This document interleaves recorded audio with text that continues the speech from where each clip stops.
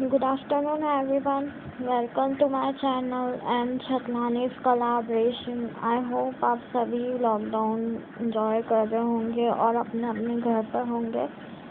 तो हमारा जो वेडनेसडे वाला लेक्चर था, जो नेटवर्क की वजह से रिस्पॉन्ड नहीं कर पा रहा था, उसको आज मैं कंटिन्यू करूँगी.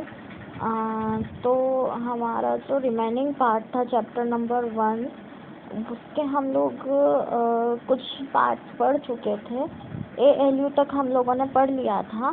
देन अब आज हम स्टार्ट करने जा रहे हैं मेमोरी. तो जिनको नोट्स चाहिए इसके और ब्रीफली कि मेमोरी के आगे हमको क्या पढ़ना है, तो इसके इसी वीडियो के अंदर मैंने आपको कुछ लास्ट में 2-3 ब्रीफ नोट्स भी दिए हैं. आप एक बार उन्हें रीड कीजिएगा, आपको समझ में आएगा. तो चलिए हम स्टार्ट करते हैं memory. The elementary unit of memory is a bit. जो मेमोरी की एलिमेंट्री यूनिट होती है वो कितनी होती है? बीट. इज़ कॉल्ड निबल, जिसको हम क्या कहते हैं? Nibble. And a group of 8 bits, और जो 8 बीट्स का ग्रुप होता है उनको क्या कहा जाता है? Bytes. 1 byte is minimum space required. अब एक बाइट जो कि है कम से कम स्पेस को जो है कंजर्व करती है और उसको एक ही कैरेक्टर में स्टोर कर लेती है. कुछ दूसरी यूनिट्स हैं जो आपको ये चार्ट दिया हुआ है. देखिए आप सभी लोग, चार्ट कौन सा है? इसका कैपेसाइट क्या है? 1 बिट. और इसका सिंबल क्या है? बिट. और ये कितने एगर्स में होती है? 0 to वेरे 1 में. ठीक है. अब वन बाइट का सिंबल होता है बाइट, और ये कितने एगर्स में डिस्ट्रीब्यूट होती है? 8 बिट में. 1 किलोबाइट का सिंबल क्या होता है? KB. और 1024 बाइट्स में इसको एगर किया जाता है, मतलब किसको डिस्ट्रीब्यूट किया जाता है. नेक्स्ट है हमारा 1 मेगाबाइट, जिसका सिंबल है MB, और इसको जो कि है 1024 एगर जो है उसका KB होता है. देखो किलोबाइट्स का बाइट में कन्वर्ट हो गया और मेगाबाइट का किलोबाइट्स में कन्वर्ट हो गया. अब 1 गीगाबाइट को 1 गीगाबाइट का सिंबल क्या है? GB. और ये कितने में कन्वर्ट हो जाएगा? 1024 MB में, यानी कि मेगाबाइट में. 1 टेराबाइट का सिंबल कितना है? TB. और ये कितने में डिस्ट्रीब्यूट हो जाएगा? 1024 गीगाबाइट में. और 1 पेटाबाइट का सिंबल क्या है? PB. और ये कितने एगर्स में डिस्ट्रीब्यूट हो जाएगा? 1024 टेराबाइट में. ओके. अब इसको थोड़ा सा जो है मैं ब्रीफ पढ़ूंगी. देखिए मेमोरी के अंदर जो होता है मैं आपको बता देती हूँ. मेमोरी के अंदर कुछ ऑपरेटिंग एक सेकेंड. हाँ, मेमोरी के अंदर कुछ ऐसी डिवाइसेस होती हैं जिनको हम लोग क्या करते हैं, जिनमें मेमोरी बहुत ज़्यादा कंसेप्ट होती है, जैसे कि आउटपुट डिवाइस में क्या मेमोरीज कंसेप्ट होती है मैं आपको बता देती हूँ. There are use to display results on video display. जब हम लोगों को डिस्प्ले तरीके से इसका जो डिस्प्ले होता है वो वीडियो में डिस्प्ले हो जाता है.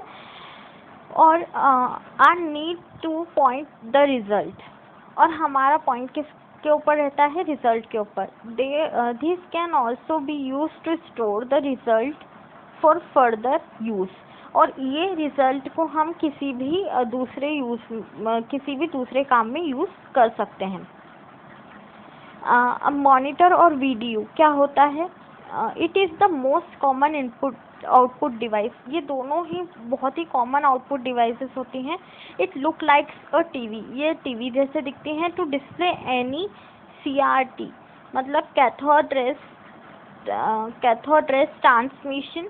और LCD एलसीडी के रूप में और सीआरटी के रूप में ये हम लोगों को दिखाई देती है। आप आजकल एलसीडी की जगह हम लोगों को एचडी ज़्यादा अच्छा लगता है, एचडी, फुल एचडी, इस टाइप के जो है कॉन्सिक्वेंसेस हमें बहुत ज़्यादा अच्छे लगते हैं।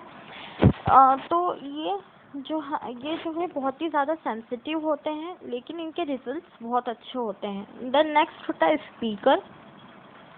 These are used to listen to be audio output of computer। ये हमें जो कि है ये ऑडियो के रूप में हमारे पास आता है कंप्यूटर के द्वारा, ठीक है। प्रिंटर्स भी हम कॉपी पेजेस के रूप में हमारे उसमें काम आता है। इस टाइप से आपके सारे के सारे जो कि है मेमोरी कंसेप्ट है। Then next come to the secondary storage device. Secondary storage device क्या होते हैं? If you want to save data, अगर हम कोई डाटा सेव करते हैं then it need to be save in memory, तो वो किसी मेमोरी में जाके सेव हो जाता है अदर देन प्राइमरी मेमोरी। जो भी प्राइमरी मेमोरी होती है उसको हम किस में डिनोट करते हैं? सेकेंडरी मेमोरी में। ये नॉर्मली हार्ड डिस्क, कंप्यूटर के अंदर जो हार्ड डिस्क होती है उसके अंदर यूज़ की जाती है। सेकेंडरी मेमोरी जो कि है बहुत ही पोर्टेबल होती है और इसके अंदर बहुत सारे सेकेंडरी स्टोरेज मीडियाज को भी यूज़ किया जाता है। Okay, now let's come to the integrated device. It is more important part of the chapter. An integrated development environment is an application program. एक integrated development क्या होता है? ये किसी भी application के प्रोग्राम का इन्वायरमेंट होता है जिस consist of all required software. इसके अंदर सारे रिक्वायर्ड सॉफ्टवेयर्स इंक्लूड रहते हैं जो कि किसी भी टूल को डेवलप करने के लिए काम आते हैं। एक सिंगल सरफेस के पार्ट को जो कि कोई भी टिपिकल टूल्स में कंसेप्ट होते हैं। देन चलिए इसका जो डायग्राम है हम उसे देख लेते हैं। एप्लीकेशन सॉफ्टवेयर जो कि होते हैं normally health care, games, engineering, insurance, entertainment, communication, banking, manufacturing, education, scientific research, business, military, इन सब में ये सब चीज़ें काम आती हैं, ठीक है। तो ये होते हैं इंटीग्रेटेड डाटास। और ये इंटीग्रेटेड डाटास जो कि है एप्लीकेशन के जितने भी एप्लीकेशन प्रोग्राम्स होते हैं उनके अंदर जितने भी कंजप्शन, मेनली आजकल एप्लीकेशन प्रोग्राम्स यही सब हो गए हैं। और सबसे ज़्यादा टुडे जो कि है रिक्वायरमेंट किसकी है? हेल्थ केयर की, दूसरी होती है बैंकिंग की, और तीसरी जो है वो है एजुकेशन और बिजनेस की। तो अब इन सबको मिलाकर एक तरीके का एक इंटीग्रेटेड डिवाइस बना है, ठीक है। इंटीग्रेटेड डिवाइस में मोस्टली मैंने आपको बता दिया कौन कौन से, हेल्थ केयर, ठीक है, उसके बाद बैंकिंग, ठीक है, उसके बाद एजुकेशन और बिजनेस। ये चार चीज़ें आज के एनवायरनमेंट में बहुत ज़्यादा कंपल्सरी हो गई हैं। Now let's come to the next part of this chapter of operating devices. What is the meaning of operating devices? Operating devices is a set of system program. Operating device क्या होता है? एक programme का, system का programme होता है that controls and coordinate the operations, जो कि सारे के सारे जो कंट्रोल्स होते हैं, जो ऑपरेशन के कोऑर्डिनेशंस होते हैं, उन सबको क्या करता है? कंट्रोल करता है। किसमें? कंप्यूटर सिस्टम में। Operating system perform all basic task. जो भी ऑपरेटिंग सिस्टम होते हैं वो सारे के सारे बेसिक टास्क परफॉर्म करते हैं। कौन कौन से? Identify basic input output device. ये आइडेंटिफाई करते हैं बेसिक इनपुट और आउटपुट डिवाइस को सर्च करने में, accepting input from the input device. और जो भी हमें इनपुट डाला है उसके इनपुट डिवाइस के अंदर उसको भी आइडेंटिफाई करते हैं। The input device sending results to the output device.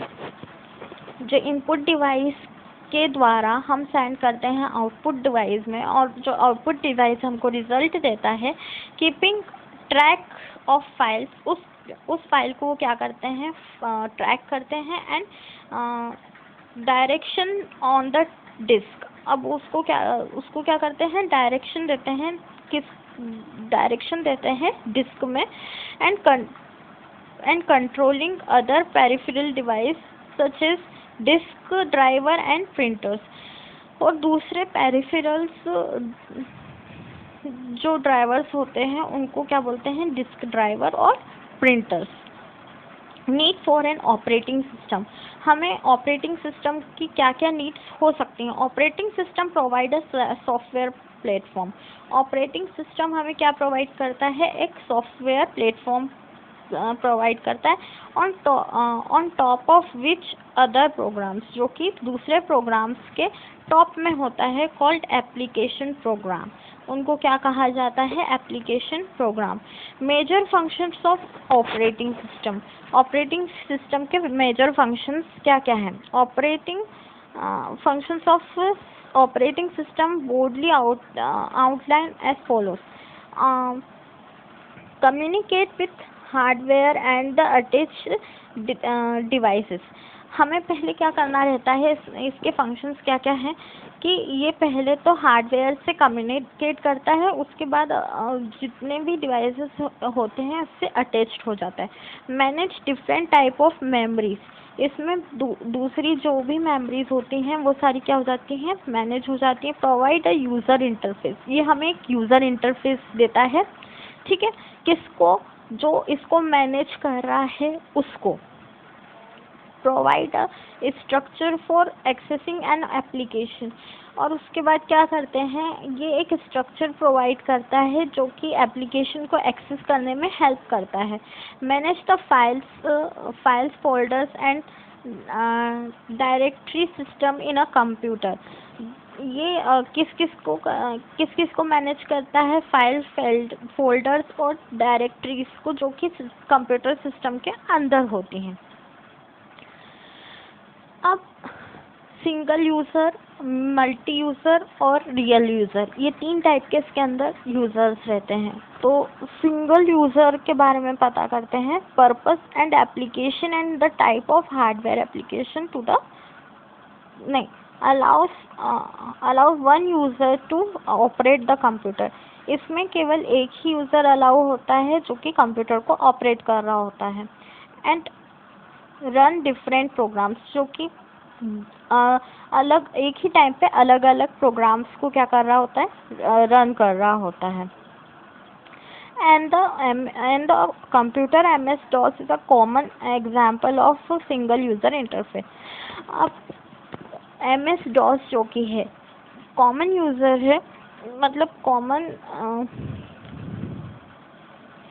Common example है किसका, सिंगल यूज़र ऑपरेटिंग सिस्टम का, ठीक है। अब नेक्स्ट आता है मल्टी यूज़र, अलाउज टू और मोर यूज़र्स, इसके अंदर दो से ज़्यादा यूज़र्स जो कि है इस मल्टी यूज़र्स में दो से ज़्यादा लोगों को यूज़ किया जाता है, और इसके अंदर प्रोग्राम्स जो कि हैं एक सेम टाइम पर परफॉर्म किए जाते हैं सिंगल कंप्यूटर सिस्टम के द्वारा, जैसे कि यूनिक्स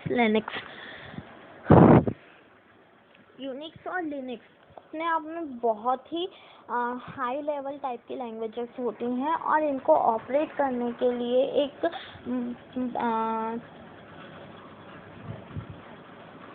एक मल्टी यूज़र की ज़रूरत होती है, क्योंकि इसके अंदर वर्क करना बहुत ही ज़्यादा टिपिकल हो जाता है। एक टाइम पे कई बार इनकी फाइल्स भी करप्ट हो जाती हैं, तो उनको सिक्योर करने के लिए इसमें दो से ज़्यादा यूज़र्स की ज़रूरत पड़ती है, ठीक है। अब रियल टाइम क्या होता है, रिस्पॉन्ड टू इनपुट इंस्टेंटली, इसमें क्या होता है कि आपको जो भी है इंस्टेंटली रिस्पॉन्ड करना रहता है। Then real time operating system क्या होते हैं, वो सारे के सारे रोबोटिक्स को फाउंड कर लेते हैं। आप रोबोटिक्स आप लोग सोचते होंगे कि क्या होता है रोबोटिक्स। आप लोग कुछ भी एप्लीकेशन जनरेट करते हैं, उसमें एक कैप्चा आता है। उस कैप्चा के अंदर आपको कुछ वर्ड्स दिए जाते हैं, कुछ डिटेल्स दी जाती हैं, वैसे कि वैसा कैप्चा आपको जो कि है अपने कीबोर्ड के थ्रू टाइप करना रहता है। अगर आपने उस कैप्चा को सही से टाइप कर दिया तो आपका प्रोग्राम रन होने लग जाएगा। लेकिन अगर आपके पास उसमें दो ऑप्शन रहते हैं, या तो उस कैप्चा को आप जो है रन कर लो, या फिर नीचे एक ऑप्शन आता है I am not a robot, इस टाइप का एक ऑप्शन आता है जिस पे आपको क्लिक करना रहता है। तो I am not a robotics जो लिखा हुआ रहता है, इट मीन्स कि वो कैप्चा केवल जो कि है आपके प्रोग्राम्स को रन नहीं कर रहा होता है, उसके अंदर के जितने भी फीचर्स हैं उनको रन कर रहा होता है, उनको स्टॉप करने के लिए वो कैप्चा होता है। Then next come to the driver, device drivers. अब डिवाइस ड्राइवर्स क्या होते हैं? और device driver is a system software. Device drivers क्या होते हैं? एक सिस्टम सॉफ्टवेयर होता है that acts like a interface, जो कि इंटरफेस के जैसा थोड़ा सा जो है एक्ट करता है between the device and the user, जो किसके बीच में? डिवाइस और यूज़र के बीच में। On the operating system, all computer accessories like printer, scanner, webcams, etc. come with their own driver software.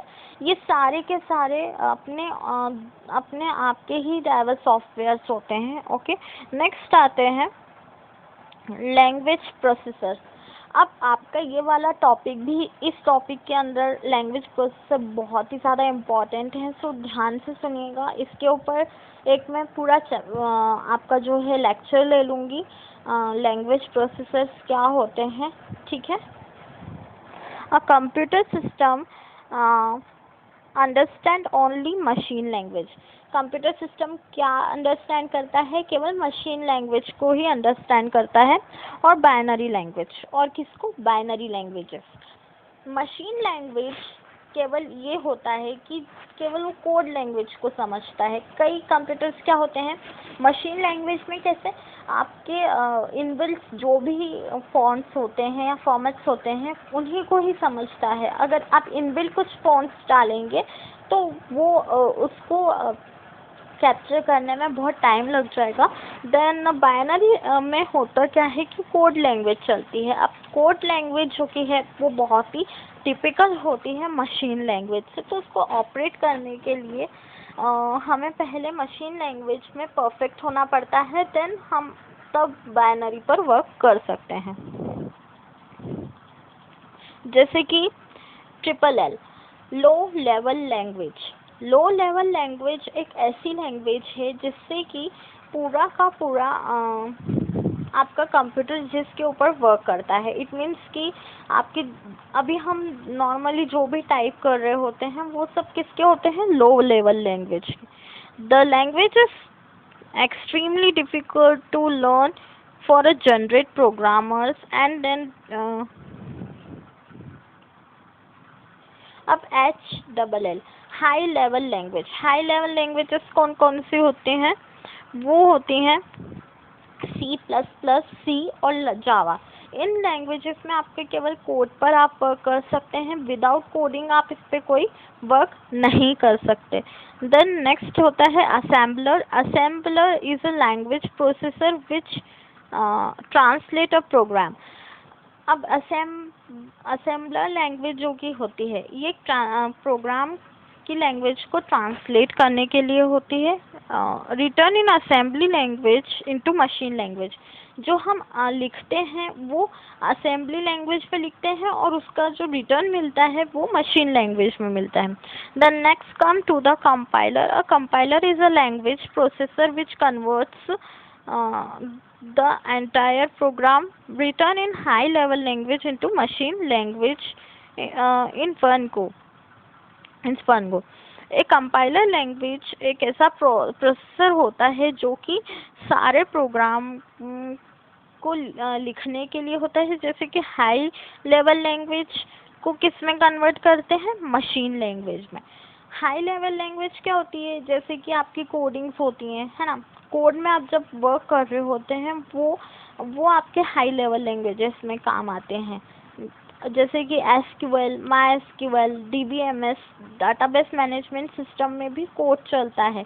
उसके अंदर ओरेकल, डीबीएमएस के अंदर ओरेकल आपका आ जाता है, ठीक है। ओरेकल के अंदर आपके जो होते हैं वो मास्टर कीज प्रोग्राम चलते हैं। Master keys program in the sense कि जो साइबर में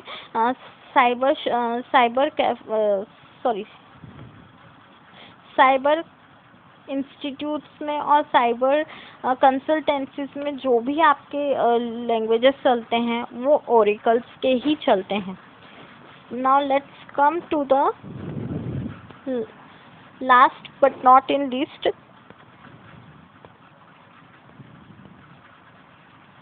एप्लीकेशन सॉफ्टवेयर। हम लोगों ने पढ़ा हुआ है एप्लीकेशन सॉफ्टवेयर, मैंने आपको अभी 2 मिनट पहले समझाया भी था कि क्या क्या होते हैं। ये क्या करता है, सॉफ्टवेयर की यूटिलिटी, मतलब सॉफ्टवेयर की ज़रूरत होता है। जनरल पर्पस के लिए यूज़ होता है और स्पेसिफिक पर्पस के लिए भी होता है, और किसी भी टूल को डेवलप करने के लिए होता है। अब यूटिलिटी सॉफ्टवेयर की हमें ज़रूरत क्यों पड़ती है, we also require some additional software. हमें कुछ एडिशनल सॉफ्टवेयर की रिक्वायरमेंट होती है जिससे कंप्यूटर सिस्टम को कंप्यूटर सिस्टम एफिशिएंट हो और ट्रबल फ्री हो। एफिशिएंट मतलब कि ज़रूरतदार हो और उसमें ज़्यादा हमें सफ़र नहीं करना पड़े, ट्रबल नहीं करना पड़े। जनरली दो software come bundle with the operating system. ये जो कि होते हैं बंडल में होते हैं, ऑपरेटिंग सिस्टम के थ्रू आते हैं, but we can also are utility software provided. अब हमें सॉफ्टवेयर्स की भी ज़रूरत होती है, एप्लीकेशंस की तो हमें ज़रूरत होती ही है, लेकिन सॉफ्टवेयर्स की भी ज़रूरत होती है। For example utility software are is comparison utility software. अब using the software you can reduce the storage size। अब सॉफ्टवेयर के लिए हम लोग सॉफ्टवेयर यूज़ क्यों करते हैं, साइज़ को रिड्यूस करने के लिए, स्टोरेज की साइज़ को रिड्यूस करने के लिए, और कंप्यूटर के अंदर जितनी भी फाइल्स हैं उनको यूज़ करने के लिए। Backup utility software backup utility software ये होते हैं कि जो भी आपके एंटीवायरस या बैकअप से रिलेटेड सॉफ्टवेयर्स होते हैं उनके लिए बैकअप लिया जाता है। बैकअप मतलब कि जो आपकी फाइल्स या तो आपने रिमूव कर दी हैं या कहीं पर स्टोर्ड हैं, तो उनको रिस्टोर करके उसको रिकवर करके आपकी फाइल्स को क्या कर दिया जाता है, बैकअप में ले आया जाता है। So thank you so much class, आज के लिए इतना ही। कल आपका डाउट क्लियर सेशन रहेगा जिसमें मैं आपसे आईपी के चैप्टर 1 से बहुत सारे क्वेश्चंस करने वाली हूँ, ओके, और बिजनेस के भी। So thank you so much class, stay home, stay safe, improve your learning skills।